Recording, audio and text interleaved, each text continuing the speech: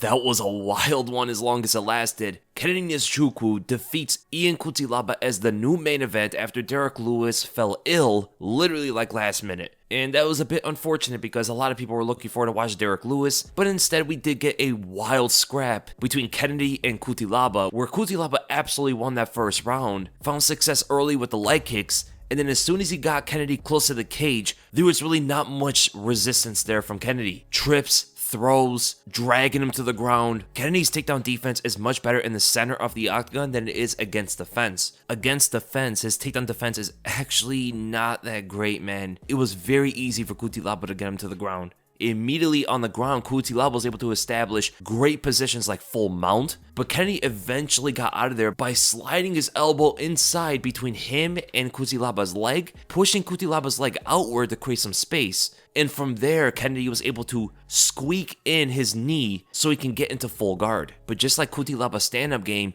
even when he's trying to do something on top of you, he gives up position in order to create damage, and it could be a bit reckless. Cutelaba postured up too much to land his ground and pound shots, and it created so much space for Kennedy to just stand up on the fence. There was nothing really holding him down. And this kind of losing positioning happened everywhere in the striking for Cutelaba, where he was swinging big overhands, big hooks, trying to create damage, and Kennedy was just striking down the center. Straight punches beat looping punches, whether it be where they meet each other, because Kennedy's shots are getting on the inside of them, and straighter punches are going to meet the target faster than looping will. And number two, using good enough footwork to just evade the bull, sidestepping and everything, and you can see Cutelaba's head is always down when he's throwing punches. Head is constantly lowering. And what was dangerous about this was that Cutelaba was also just moving his head, dipping to sides, and he gave Kennedy the look that he's just constantly going to drop his head, lower his levels at all times. Well, that is never the best thing to do against someone who is much taller than you,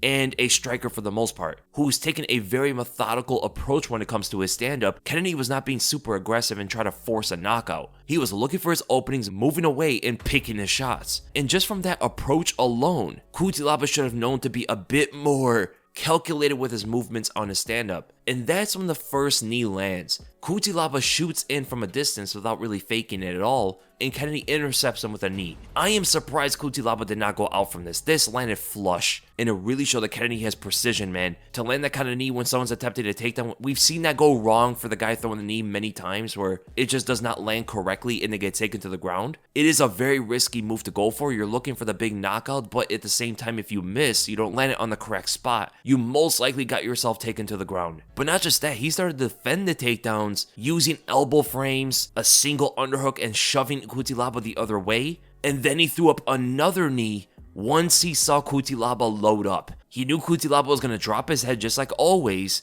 and Cutelaba also takes his eyes off of his opponent, so he's not going to see the knee coming. And ultimately, this was the beginning of the end for Cutelaba. So it was a good performance by Kennedy Nzechukwu, showing another comeback win, where he definitely lost the first round, got the knockout in the second round, and it's great for him to win his first main event ever, which is a good impression on the brass. It's a good impression on the fans. The guy has the attributes and the striking style that could be at least very entertaining to watch, if not give some guys in the light heavyweight division a problem.